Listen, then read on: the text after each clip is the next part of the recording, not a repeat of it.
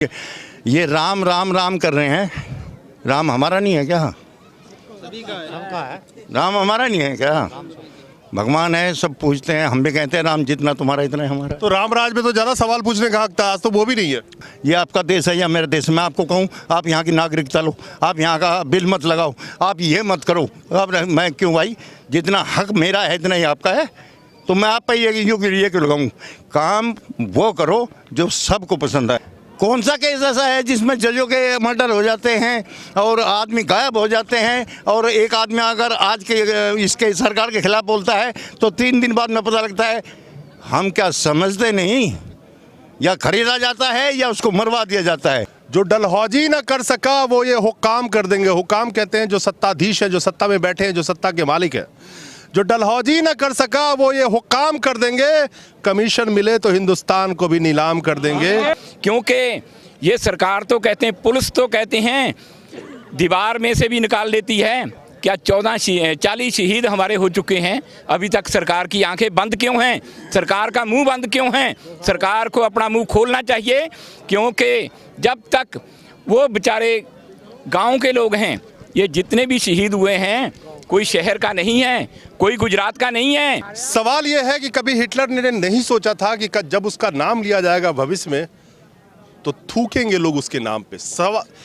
सोचा उसने भी नहीं था। जितने भी क्रूर शासक हुए, किसी का नाम उठा के देख लेना आप, उसको भी बहुत गुरूर थी कि हमारा इतिहास कभी लिखा नहीं जाएगा। लेकिन यहाँ इंसान भूल जाता है कि इतिहास तो पल पल का लिखा जा रहा है।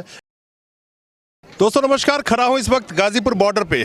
14 फरवरी आज ही के दिन 2 साल पहले पुलवामा हमला हुआ था, जिसमें हमारे 40 के करीब जवान शहीद हो गए थे। आयुष एक 5 साल का बच्चा है जिसकी उम्र महज 3 साल थी जब उसके पिता शहीद हो गए थे उसी पुलवामा के हमले में।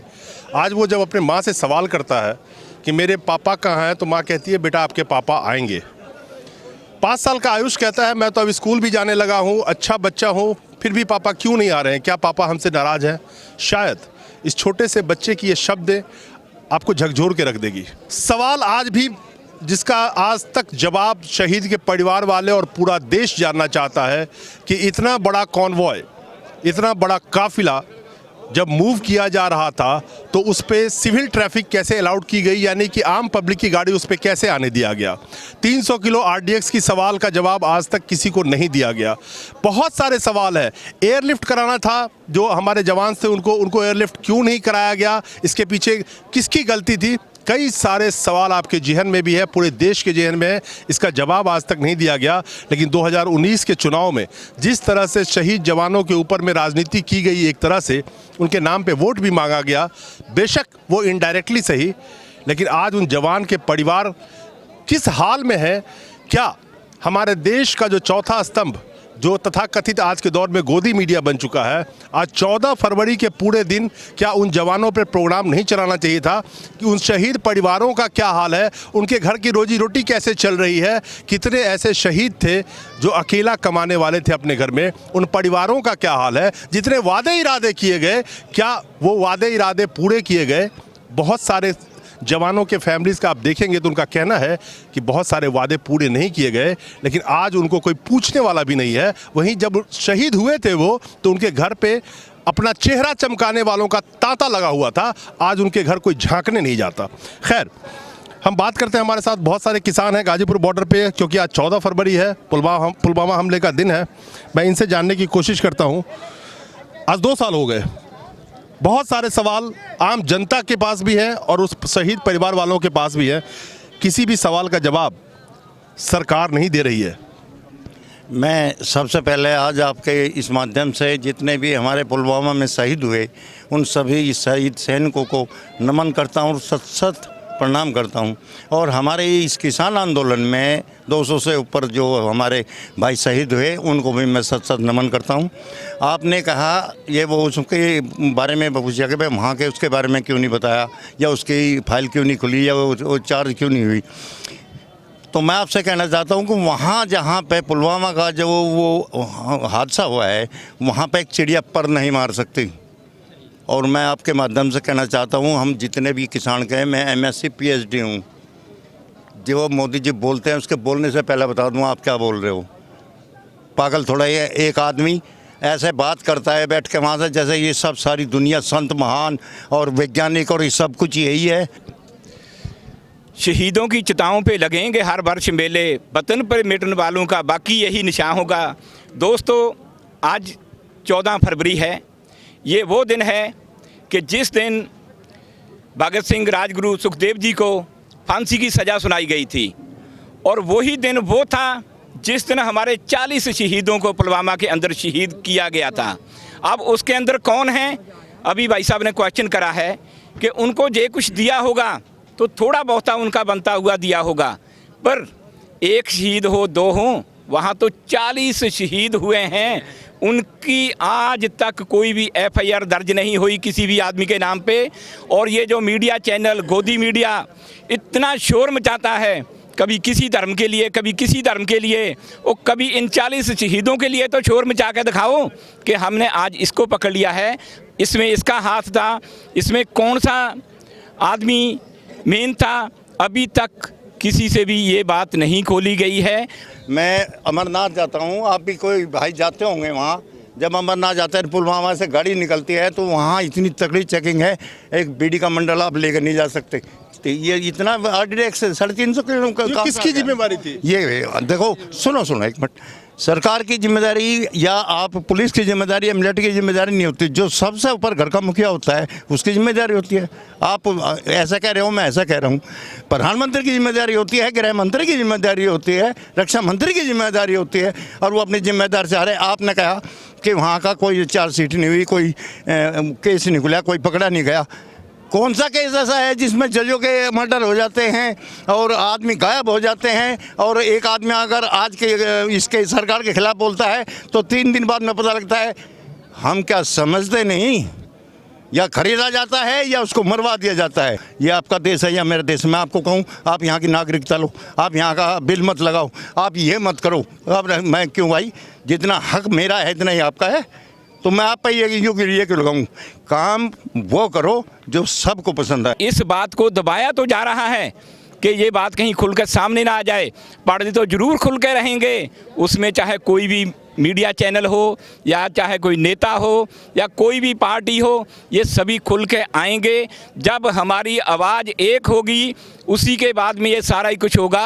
हमारा किसानी आंदोलन तो चल ही रहा है, पर साथ में हमें आज हम जो देख रहे हैं कि सभी फौजी भाई किसानी मंच पे बैठे हैं, और ये धरने पे थे, और ये जिस दिन से किसानी धरना चल रहा उसी दिन से बैठे हैं। ये उन्हीं 40 शहीदों की मांग कर रहे हैं कि हमें दोषी बताओ कौन है, और जब तक दोषी नहीं बताएंगे, पहले तो ये आंदोलन किसान का था, अब ये आंदोलन जवान का है, क्योंकि इसका जवाब सरकार को देना पड़ेगा। क्योंकि ये सरकार तो कहते हैं, पुलिस तो कहते हैं दीवार में से भी निकाल लेती है। क्या 40 शहीद हमारे हो चुके हैं, अभी तक सरकार की आंखें बंद क्यों हैं? सरकार का मुंह बंद क्यों है? सरकार को अपना मुंह खोलना चाहिए, क्योंकि जब तक वो बेचारे गांव के लोग हैं, ये जितने भी शहीद हुए हैं, कोई शहर का नहीं है, कोई गुजरात का नहीं है। प्रजातंत्र में जो आप किसी भी मंत्री, आप प्रधानमंत्री बोले, कोई भी मंत्री का नाम ले सकते हैं। हाँ। उसमें कोई दिक्कत वाली बात नहीं है। वो सब महज एक पब्लिक के नुमाइंदे होते हैं, इससे ज्यादा कुछ नहीं है, जिनको आप चुन के 5 साल या 10 साल के लिए सरकार, जनता के नौकर हैं वो अपने आप को अगर तानाशाह और देश का मालिक समझने लगे तो ये दुर्भाग्य होता है प्रजातंत्र के लिए। तो जो आप कह रहे हैं वो तो अपने आप को मालिक समझ रहा है देश का। मैं अगर आपको इजाज़त हो तो दो इसी बात पे आप समझ जाना, 2 बात सुना देता हूँ।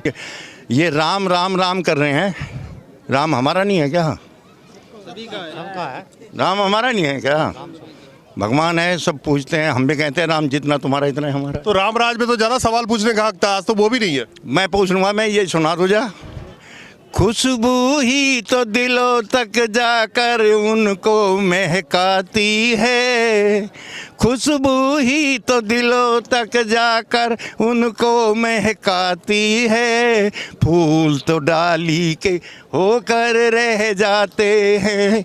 माँ बाप और जनता की सेवा करे वो राम और श्रवण कहलाते हैं, वरना दुनिया में लोग आते और कीड़े मकोड़ों की तरह मर जाते हैं। बीते हुए दिन फिर खुद को दोहराते हैं, एक से हम जाने कितने हो जाते हैं। सवाल यह है कि कभी हिटलर ने नहीं सोचा था कि जब उसका नाम लिया जाएगा भविष्य में तो थूकेंगे लोग उसके नाम पे। सोचा उसने भी नहीं था। जितने भी क्रूर शासक हुए, किसी का नाम उठा के देख लेना आप, उसको भी बहुत गुरूर थी कि हमारा इतिहास कभी लिखा नहीं जाएगा। लेकिन यहाँ इंसान भूल जाता है कि इतिहास तो पल पल का लिखा जा रहा है, लेकिन वो इतिहास बाहर कब आएगा ये उसे नहीं पता होता है, और किस रूप में बाहर आएगा इसका भी उसे अंदाज़ा नहीं होता है। हिटलर का उदाहरण आपके सामने है, जिसको हालांकि लास्ट में आप सब जानते हैं किस तरह से खुदकुशी करनी पड़ी थी। ये तो खैर सोचने वाली बात है। आज ये पुलवामा के अंदर जो कांड हुआ था, ये तो किसी ना किसी की सोची समझी साजिश हो सकती है, क्योंकि मेरी बातें बहुत लोगों को कड़वी लगेंगी। लगने भी तो कोई दिक्कत नहीं है, क्योंकि मैं अपने शहीदों के बारे में बोल रहा हूँ कि हमारे शहीद नौजवान बच्चे, और जब ये तिरंगे के अंदर लपेट कर हर गांव में पहुंचे हैं, और किसी के हाथ थे, किसी के पैर था, किसी के कपड़े पहुंचे हैं, किसी के जूते आए हैं, और ये भी लिस्ट पहले ही बन चुकी थी कि इस बस के अंदर कितने लोग बैठ के जा रहे हैं। वही बस उनको पास तो एक स्नेहा पहुंचा है माँ बाप के पास में, और तिरंगे के अंदर क्या लपेट रखा तो वो तो ऊपर वाला ही जानता है, या घर वालों ने तो बस उनका एक इशारा ही किया है कि उनका दाह संस्कार कर दिया गया है। बाकी मेरी सरकार से अपील है, और मेरी किसान से, जवान से, सभी से अपील है कि इस आवाज़ को जितना हम उठाएंगे और ये हमारी आवाज़ गूंजेगी, और हम लोग कहते हैं कि सरकार की भी आंखें खुल जाएंगी। याद रखिएगा आदम गोंडवी साहब का वो 2 लाइन है, जो डलहौजी ना कर सका वो ये हुक्काम कर देंगे। हुक्काम कहते हैं जो सत्ताधीश है, जो सत्ता में बैठे हैं, जो सत्ता के मालिक है।